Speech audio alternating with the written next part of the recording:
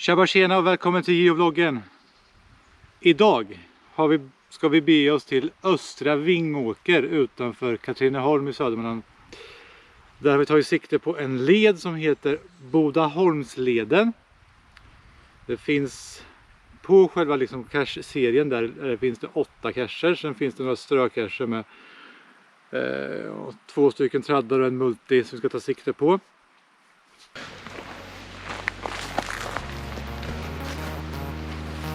Nu är det dags då, ge sig på Bodaholmsleden.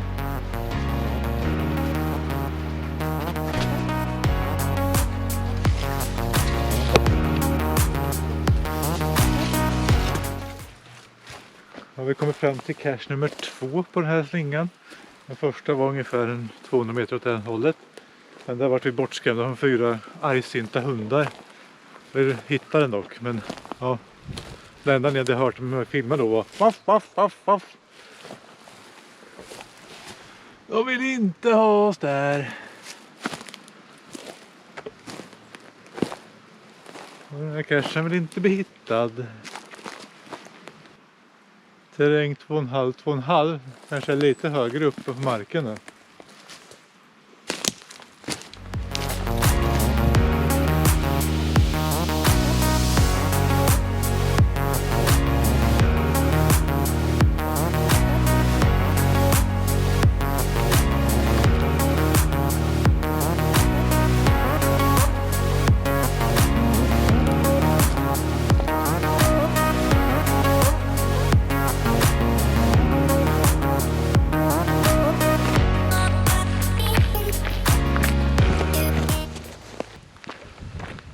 Det blev en DNF på den där, så vi går vidare. Kommer en bil också. Ja, vad gör det med ert humör när ni får en DNF? Speciellt när ni går en sån här vandringsled när ni gärna vill ta alla. Tappar ni humöret? Tappar ni suget? Sätter ni ner suran så stund och tar en godisbit eller någonting för att komma upp igen? Eller skyndar ni vidare till nästa för att få upp humöret igen? Kommentera gärna i kommentarerna och se vad ni gör. En annan deppar ihop.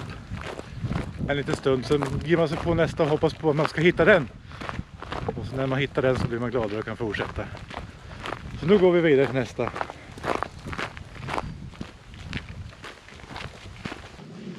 Jag har tagit oss förbi kallhygget där borta in i skogen. Och ja, man kommer på en led här. Nu är vi framme vid nollan. Ska vi se om vi hittar burken? Vi såg den på långt håll. Haha, den hänger här. Ibland är det enkelt.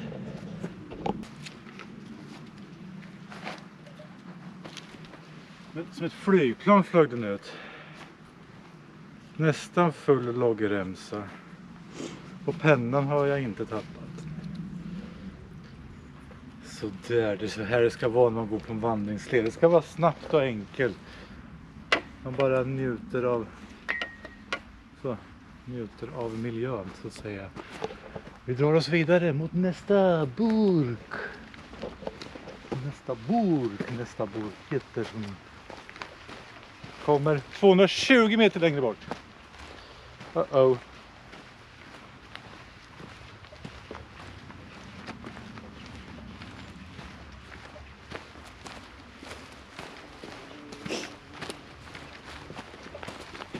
Jag tror nog att vi får hoppa nästa burk som ligger 200 meter bort.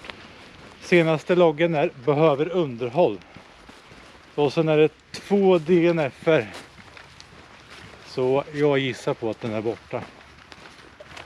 Men vi får se. Nu har vi gått en bit på den här leden. Det har blivit en del DNF'er och en del finds. I och med DNF'erna så går ju humöret ner, så är det bara. I alla fall hos mig. Så vi kände att det var dags för lunch. Och då har vi med oss sparrissoppa. Uppvärmd och klar i en termos. Och så ska vi ha något bröd här nere någonstans också. Där. Ups. Den här bänken var inte rak. Så vi kör en liten frågestund till. Vad brukar ni ha med er till lunch? När ni är ute på sådana här geocaching-promenader. Är det sparrissoppa? Eller är det en vanlig macka, skinkmacka med ost på?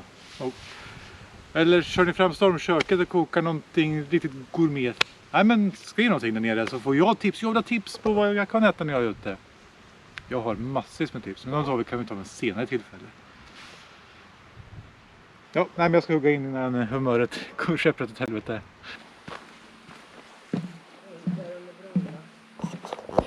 Och vi kommer fram till nästa burk. Ledtråden var under. Vi gissar på att det är under bron. Ja, hon står här och pekar. Ner. Ska jag stoppa ner handen här och se om jag kan bli bronbriten eller? Du vill inte det. Ah!